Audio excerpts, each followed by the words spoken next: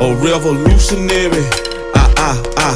Say whoa. Trap revolutionary. Got the wave it too scary. Doing this thing like Malcolm ain't by any means necessary. We ain't got it by no one seen hand. We got the master plan. Get the movement going on. Right here where we stand, man. We bucking and stumping, fist pumping. Even though they tried to set us up for failure and kill us, we keep on coming. That's why somebody gotta step up and say something about the bullshit. Because if not, the blind gon' keep leaving.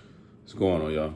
Y'all want to do a video real quick, and just talk about the Iran hostage crisis. This happened a while back. Come to find out, Iran released like 13 hostages. 5 of them were white women, and 8 of them were black hostages. And the reason they actually said they did it was because, basically, black people were going through oppression in this country.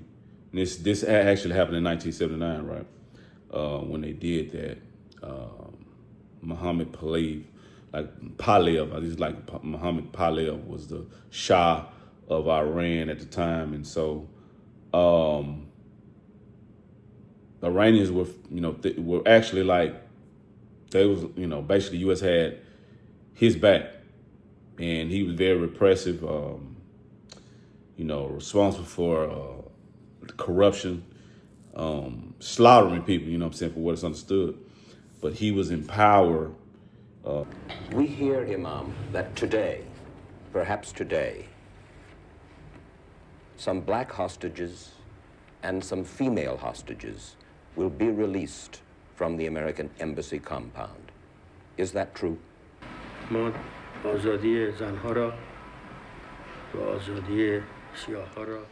The freedom of the women and blacks will be given. Women are given great dignity in Islam, and the blacks have been oppressed in the United States. Great injustice was done unto them. They were under pressure in the United States. Thus they came here. We are doing this owing to the tenets of Islam. In return, we ask nothing for their freedom. We want the Shah. Carter must return him. The world's international law agree with this principle. Mike Wallace was not allowed into the embassy. But this afternoon, Iranians brought 3 of the hostages before cameras for what they called a brief news conference. The 3 were Catherine Gross of Cambridge Springs, Pennsylvania, a part-time embassy secretary, and 2 Marine sergeants, Liddell Maples of Errol, Arkansas, and William Quarles of Washington, D.C. These 3 Americans, it was said, would be released later. Whether they are the only 3 to be released was not made explicitly clear. Well, yeah, so they took the hostages, whatever they feeling like, his name is Muhammad Pahlavi. I guess it's the best way to pronounce it. Muhammad Reza Pahlavi said he was very repressive, was a Shah in Iran at the time, in the 70s at the time. So they took the embassy. They actually kidnapped the hostages at the embassy in November of 1979. So anyway, they actually let the black hostages go, the white women, because white women didn't have any power over here, or running anything. Like 70s was more so coming out that age, and women were not in the offices of power. So they let the black, like I said, they let the black hostages go, white women go. And matter of fact, it was Khomeini, Ali Khomeini, Ayatollah Ali Khomeini. That was the one responsible for letting them go. He was one of the, the most powerful at the time. He was part of the Revolutionary Party that ended up, taking the hostages. They were, I guess, just fed up with the government, the way things were going. The Shah ended up coming to the U.S. under saying, treatment for cancer, but they gave him asylum here. You know what I'm saying? So didn't send him back, but they wanted him to come back and stand trial. So they like, the U.S. wasn't sending them back. They, stormed the embassy, took the hostages. So yeah, that's just something I want to talk about because, people could say it was a political propaganda, for Iran to ban, I guess, or to try to humiliate America, right? But I did a little more digging, a little more research at the time. We was coming out of, pretty much the 60s, the Black Power movement, and like all the leaders had been killed. Pretty much, you might well say it's like, that's what we had been going through. Like, it wasn't just a political propaganda or a political tool to get other countries or to, try to humiliate the U.S. It's like, that's what we were going through as black people. And it was like, hey, we standing with black people because we see y'all are oppressed. Y'all are oppressed in this country. There's no reason for us to hold y'all because y'all not doing the ill will. Y'all are not doing the repression or whatever, or any type of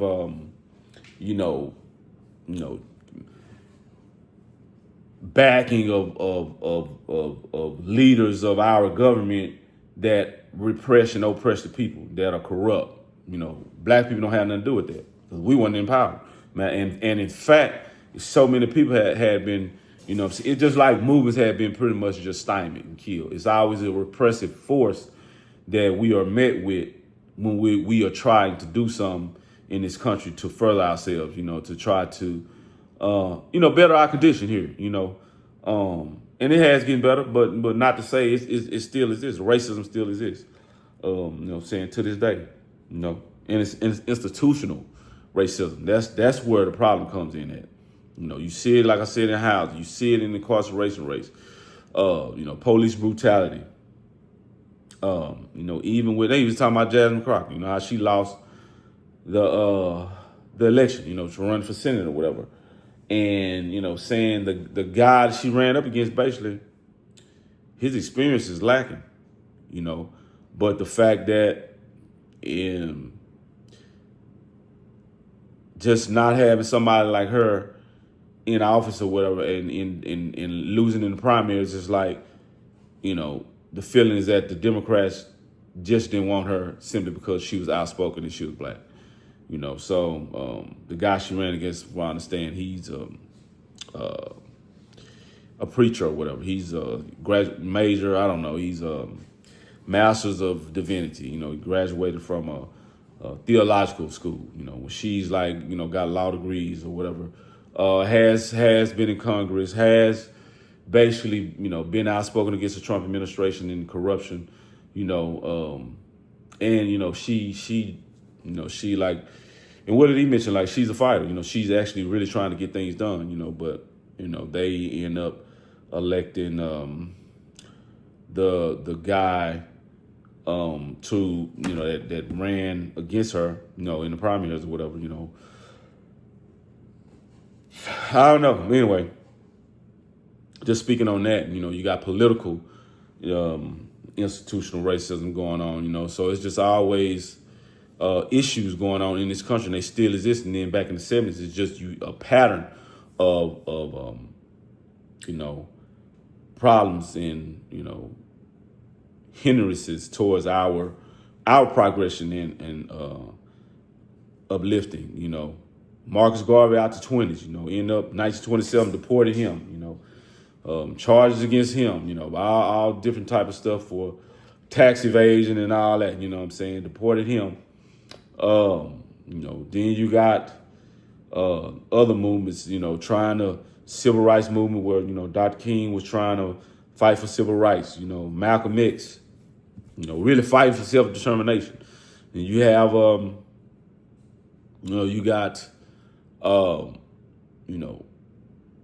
black, like I said, the revolutionaries, COINTELPRO stymied the Black Power movement, basically, the Black Panthers.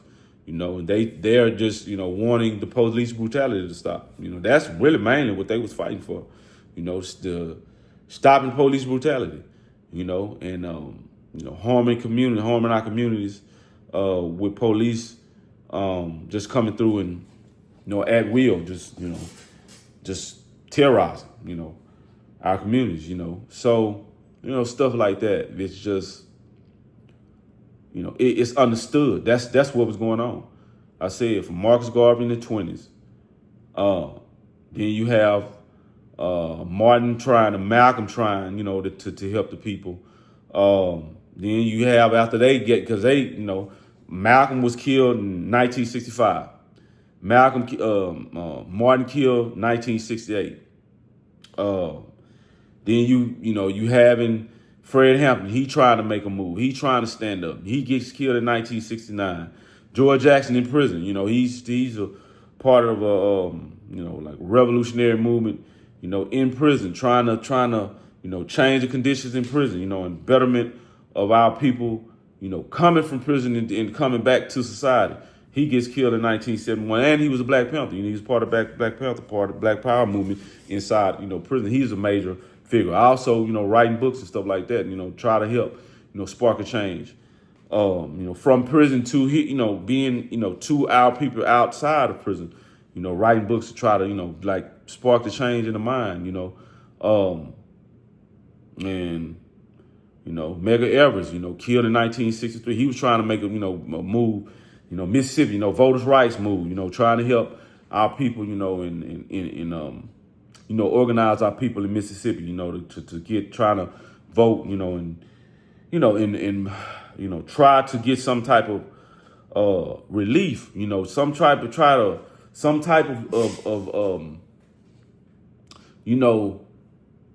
gains, some type of wins in voting rights, in voting and in politics, getting people in office that could help us, and try to, get our people to be able to vote and make a change. Killed in 1963, and like I said, on and on, the story goes on and on, Then Huey P. Newton, of course, they say he was, he was no longer mobilized or whatever, on drugs or whatever, but he's killed in 1989. So it's like, but I know, I already know that's political, because, hey, what if he does come back to his right mind? Then what? So the government pretty much, hey, we just go ahead and get rid of him just to make sure, it's no longer any threat, So yeah, that's what was going on. So yeah, so I would say it wasn't political propaganda that they released, the black, people, like I said, the white women, they consider them like not having power no way, because they, women, like I said, in that particular time didn't hold any, major political power, anything like that. So let them go. And the one they killed actually in Iran, he was a supreme leader of Iran.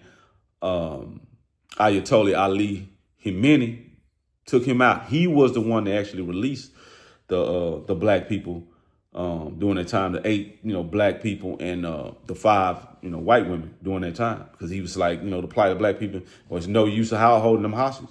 We know what y'all going through in y'all own country. Y'all been pretty much oppressed. So we side with y'all. Ain't no use us keeping y'all. Because the way y'all going through, black people, it's kind of like in Vietnam. It's not y'all war. It's not y'all fight. And they would say Vietnam, the Viet Cong was using propaganda against black soldiers, saying, hey, black man, go home. It's not your war. At that time in the 70s, the Vietnam War, what I'm saying? So, I'll say that last, 1955, 1975, so about 20 years, they was just telling black men, which it wasn't, though, which was a fact. So even though, yeah, you can say it's propaganda, but at the same time, was it a fact? It was a fact, that we was being oppressed, here, simply because of the color of our skin. Had we been another color, that would not have been happening. Housing discrimination, redlining, issues with voting, voter repression, brutality. None of that been going on if we were white, simply if we was white, like seriously. So it's crazy to even, you can't, I wouldn't even call it propaganda, because it's a factual statement, that, hey, it's really not your war. We know who's causing we know who is causing problems on this earth. We know who's always, conflict. We scratching for resources, always, scheming and conniving for resources. It ain't us. It ain't black people doing that. In fact, everywhere we went on earth, before the earth was, because I always say we rule the world. Before it was like it was now, man, we went wherever we went in peace. And we brought our knowledge and built with the people. That's what it was about, building with the people, bringing the knowledge, spreading the knowledge, uplifting, wherever we went, So it's like, man, yeah, it's always since, and I would say it's demonic, that greed, from America, that the people in power, mostly like I said, they look like Trump or in power. It's a greed factor. You know what I mean? Greed causes people to do demonic things. And that's what's happening because America, like I said, is always going around robbing, pillaging people, raping the resources of the country. This is not a phenomenon just to America, European countries too. It's always that phenomenon to rape and pillage, to gain resources, and it don't matter who has to be oppressed or repressed or killed or genocided, to gain resources, deceive or whatever it may be, so that's the problem, man. And I always say that, like, it's like, man, what's going on now, it can't continue. And, it's causing a problem, around the world. So, yeah, now they actually released those hostages, like I said, back then in 79. And that's the reason they did it, because it's like, hey, ain't no use just keeping y'all, man. Shit, y'all problems, black folk, we know who's kicking up the dust on the earth. We know who's the one that's causing these problems, in what they are about, that demonic mentality of greed, man, causes problems, and it seems like, the people, like I said, that look like Trump, they are always the ones that are so,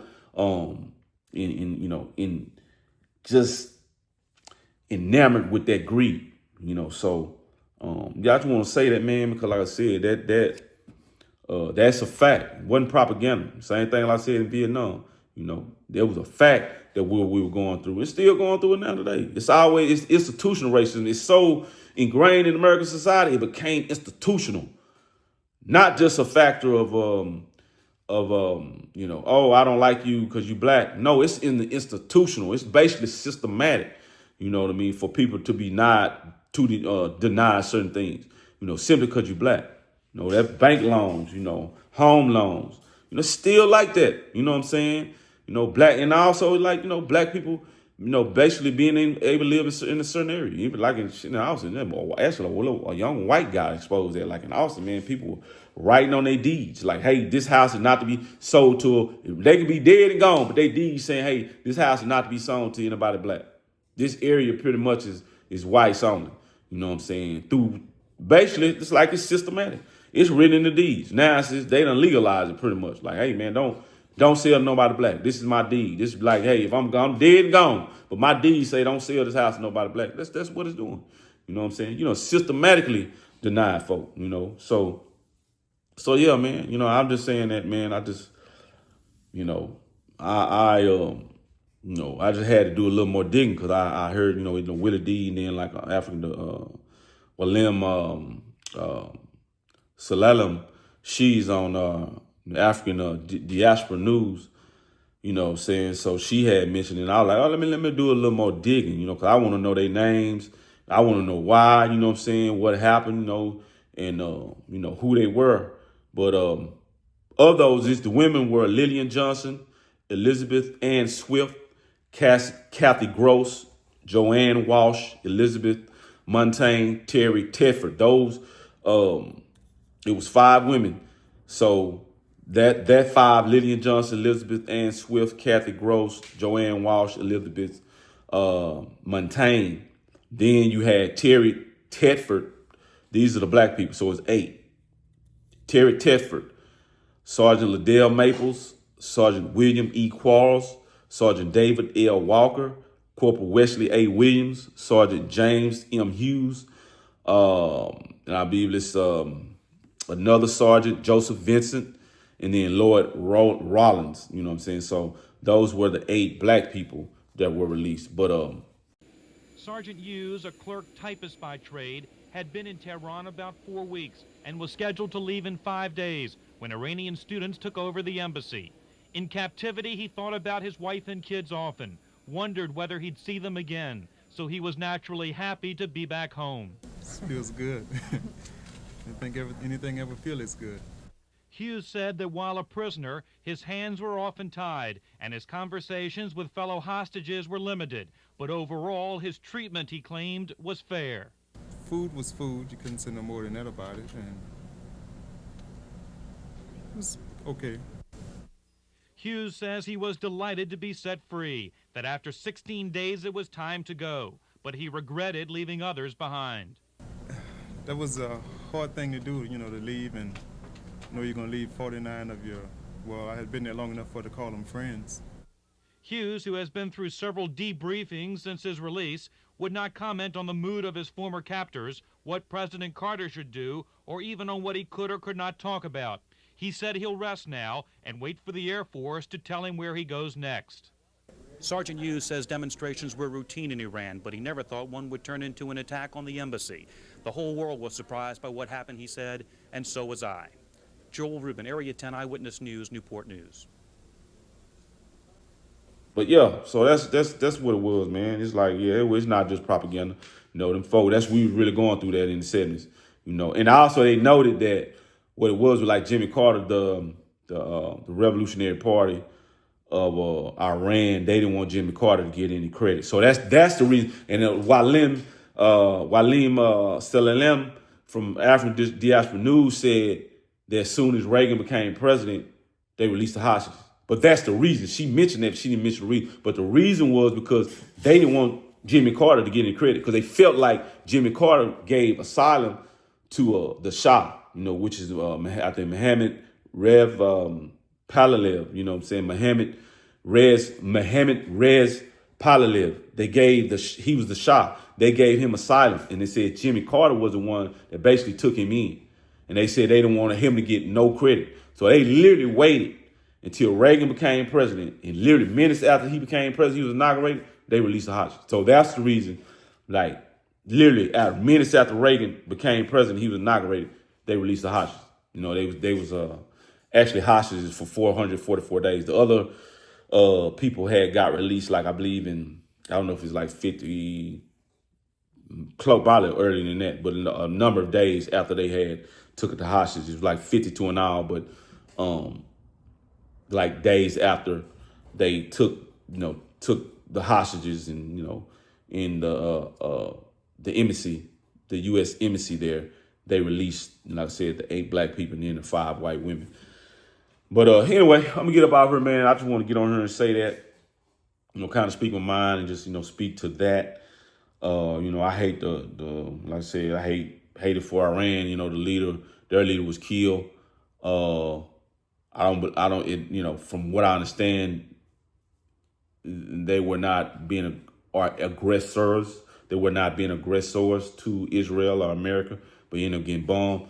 I just don't think that's a smart move, because now, like I said, even wherever you at, you're American, you're in another country, in that area, that part of that hemisphere, however you want to call it, that part of the land, part of the world, you subject to whatever,